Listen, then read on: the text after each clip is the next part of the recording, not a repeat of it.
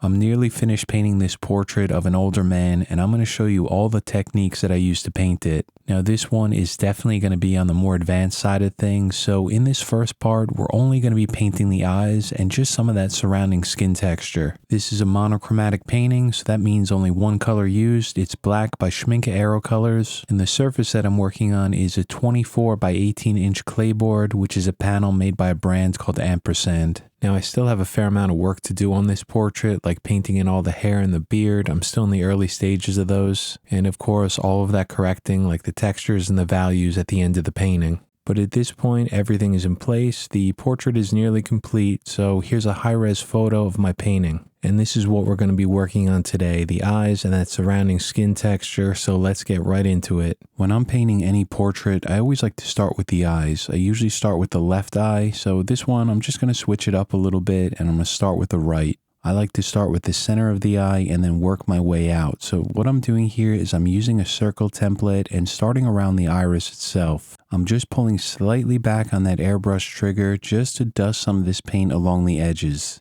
And you can see what I get here when I lift up that shield. It's just kind of like a halo shape. The edges along the outside are sharp. That's where the shield blocked them off. And the inside part of this ring is a little bit softer. My paint is reduced about 30% with distilled water, and I'm spraying at 15 psi with this Infinity. If you take a look at the crop section of my completed painting on the left side of the screen, you'll notice that on the upper right hand side of the iris, there's a bright specular highlight. This is where the eye is directly reflecting the light source, which is above and to the right of the subject. So I used a small freehand shield to mask off the lower left hand side of that specular highlight and then sprayed some paint to the left. The pupil is a bit softer on this portrait, so I'm just painting it in freehand for now. This is going to be a reference point. It needs to be larger, so I'll expand it out later on. I want to continue adding some black paint into the iris, so I'm going right back over to that circle template, and then you can see here that I use some blue painter's tape just to mask off the sides around it. This way, none of that overspray is going to get into parts of the painting where I don't want it to be. I'll clean up the edges with an eraser, and then I'm going to use a freehand shield here that has kind of like a semicircle crescent shape in it, line it up along the top, spray some paint down. The upper eyelid is casting a darker shadow on the top part of this iris, so a small amount of paint now just to get it in place.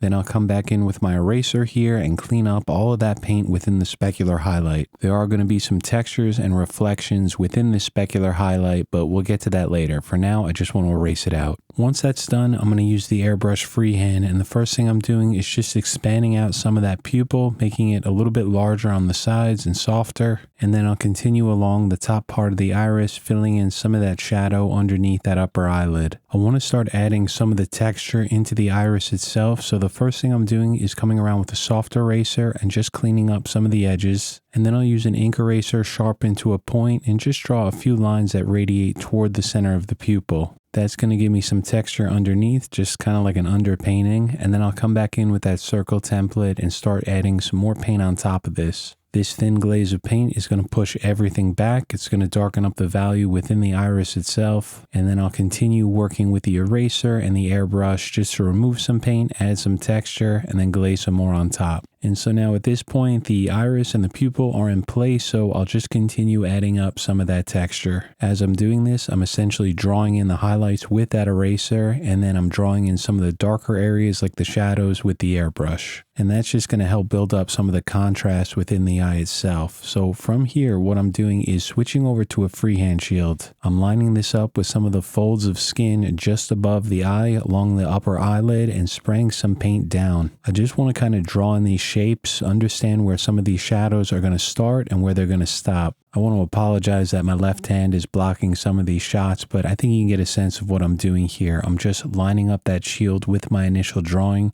and just trying to spray in the smallest amount of paint possible. I understand that a lot of these values are going to need to be very dark later on, but for now I want to start light. The reason for that is it just gives me a lot more room for error. When anything's very light on a very smooth surface like this clay board, I could just erase it out if I don't like it. If I add in too much paint to any of these parts and the lines are very dark, it's nearly impossible for me to erase it out. So I want to make sure I go light, slowly build up to the darker value. Once I have a few of these lines, these transition points between values painted in, I'm going to glaze some of this black paint over that upper eyelid. And then I'm going to come in with my eraser and start erasing a few very thin highlights within this upper eyelid. Now you have to be careful with clayboard because the paint lifts up much easier than it does on a gessoed surface like canvas or paper. So I'm using this very small Tombow eraser. It's a soft one. It's basically used for pencil or graphite. And I'm just very lightly touching it to the surface and then pulling it just to remove a small amount of paint. You can see that I don't have that much paint applied to this upper eyelid right now, and that's a good thing because as I erase out this texture, there's just not going to be too much contrast in here. But just like a gessoed surface, I can still control how much paint I remove depending on how much pressure I use on that eraser. Once that texture is pulled out, I'm going to glaze some more paint on top of this, focusing a bit more toward the top where that shadow is.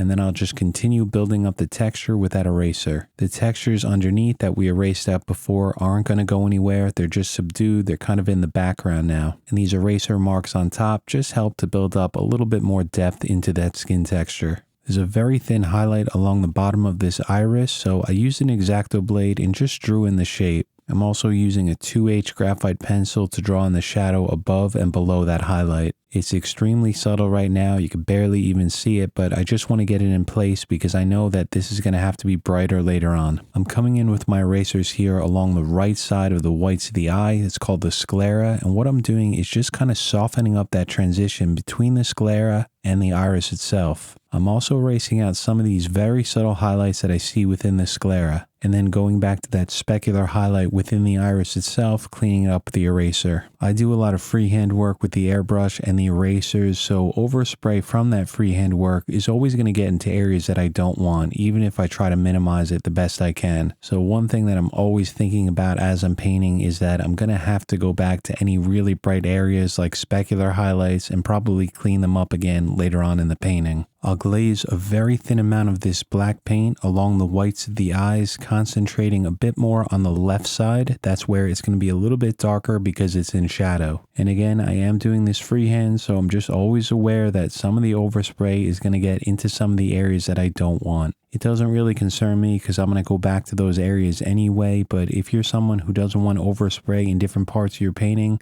you're just going to have to mask off those parts of the painting. Something like Frisket film, stencils, freehand shields all work very well. You can see in my completed painting that there are some very subtle eyelashes along the upper eyelid. Because a few of these eyelashes are so light, I'm going to add them in now, so later on as I continue the eye, a lot of the overspray is going to cover them up and make them look very subdued. I'm using an X-Acto blade for this, and you can see that I'm holding it like a pencil, choked all the way up on it, and I'm just applying the lightest amount of pressure to scratch out these very thin lines. I don't want to dig into the paint or the clay underneath. I just want the lightest amount of pressure to remove a very thin film of paint. I also don't want to get carried away with these eyelashes. There's only a few in here. They're very light, so I'm just paying attention to my photo reference. That's going to guide me. Any place that I see one of these small eyelashes, I'm just going to gently remove it from my painting. Once I'm done with these, I know that I have the upper eyelid and the iris in place, so I'm just going to start adjusting and correcting things. Basically just reworking into some of these textures, paying attention to what I see, painting in the highlights, and darkening up some of those shadows. As I work my way into the tear duct on the left side of this eye, I need to be very careful with this paint. I'm doing this freehand using the same paint reduction, and with this airbrush, the 771, I'm spraying right around 20 psi. You can see that I'm just applying the lightest amount of paint, just spraying in some of these thin lines, which are essentially just very small shadows in the places that I see them. There's some separation, some shadows here in between these highlights, so I want to get them in first with the airbrush.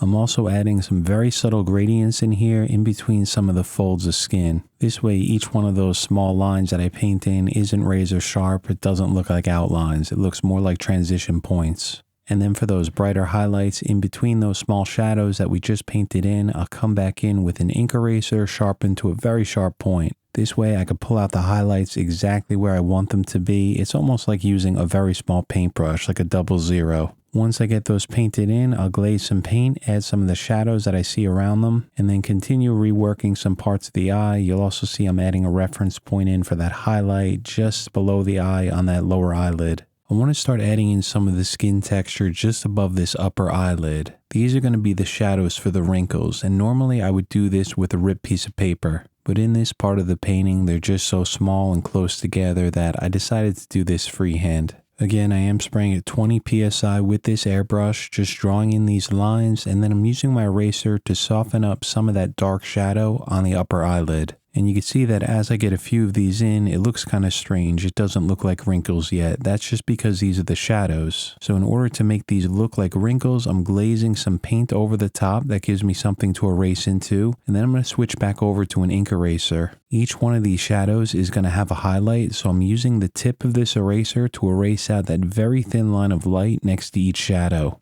Over on the right side where these wrinkles curve over, I'm going to use a freehand shield just to help me out here, lining it up with my drawing, spraying some paint just above it. And in some parts I sprayed a bit too much paint, so no big deal. I could just clean it up with the eraser and then glaze some paint over this whole area. Then I'll just continue into this area, pulling out some highlights and some texture. As I start working my way up, I want to get another reference point of just a few of the hairs within the eyebrow. And just like the eyelashes, I'm going to use an X-Acto blade to scratch these out. So in order for me to remove paint, I need to have some on that surface. So a very thin, light amount of paint sprayed up on top, and then I can use that X-Acto blade just to draw in a few of the hairs. I'm going to speed through some of this because it's the exact same techniques used over and over. All I'm doing is continually building up those textures by adding some of the shadows in first, either freehand or with the airbrush, and then using that eraser for the highlights, followed by some glazing of paint on top. And I have to say that it definitely looks a bit odd right now with those reference points painted in, for those wrinkles just above the eye. But it's important to remember that painting is a series of steps, and we're in the early steps right now, the early stages of building up to a final painting. Parts of any painting or drawing are always going to look a little bit weird in the beginning, so just understand that it's part of the process. You're slowly building up to that final work. So I would say that's good enough for some of the skin texture just above the eye using freehand techniques and a few freehand shields. And from here, I want to move along to the skin texture right underneath the eye. Now, I'm trying something a little bit different for this part. And I always love experimenting, trying out different techniques. It makes it fun for me to paint. And what I'm using here is a custom skin texture template. Now, I'm really going to limit my use of this. I'm just using a small part of it just for some of the darker shadows right underneath the eye here. Some of these wrinkles that almost look like they're moving up vertically.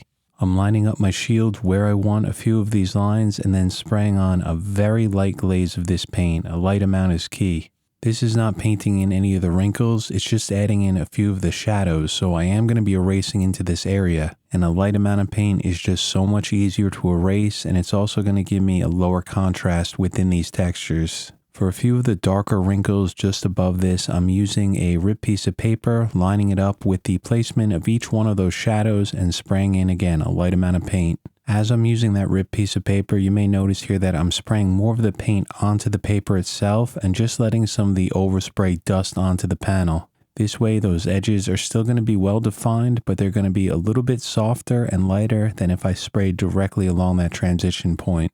Besides those skin textures, I also added a very light amount of paint into the negative space so that I have something to erase into. And I'm using a Mars Razor Aggressive Eraser just to draw in a few of these vertical highlights that I see in between the shadows. And I want to make sure that I'm not using too much pressure on that eraser. I'm not looking to remove 100% of the paint, just a light amount. Another light dusting of paint, and then I'll come along to the right side here and start erasing out this larger highlight just below the eyelid. There's a few very thin shadows on the transition point of the lower eyelid and the eye itself, so I'm just going to draw them in with a graphite pencil. And graphite is extremely easy to erase, so I could always adjust those if I need to later on. I want to make sure that I use an X-Acto blade to pull out this very thin highlight just below the eye, and for that very thin shadow underneath it, I'm drawing it in with a 2H pencil with a light amount of pressure. For rendering the skin texture, I'm going to do this mostly with my eraser, just drawing in the highlights in between the shadows. There's a lot of small details here of highlights, shadows, and textures, so it was definitely a bit tedious to paint all of this. And that brings me to one of the most important techniques that I use personally, and that's just slowing down. I like to keep my videos short and concise, so a lot of this is sped up, but just remember that in real time, I'm working very slowly. In order for me to get all of this detail in, I'm focusing my attention on one small section of the painting and ignoring everything else.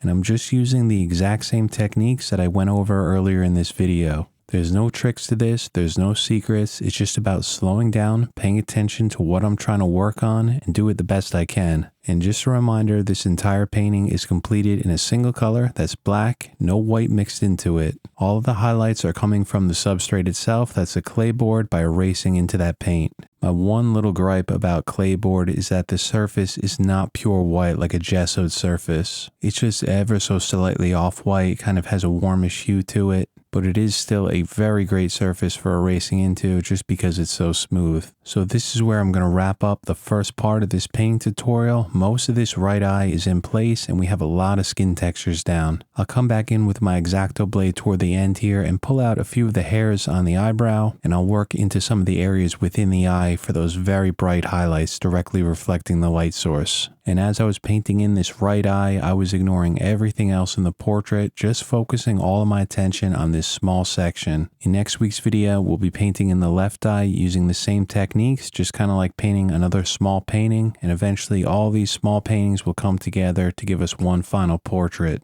So thank you so much to everyone for being here, for watching this video. I hope you picked up a few things to use in your own work. And thank you so much for the incredibly kind and generous support of the channel members. I'd like to welcome the newest channel members. That's Tony M, Mutu, Jimmy C, Randy, Donnie for rejoining at tier 3, and Suzanne at a generous tier 3. Thank you all so very much. It's very kind of you, and I greatly appreciate it. I hope all of you have a great weekend. Wish you all the best in your paintings and drawings, and I'll see you back here next Friday.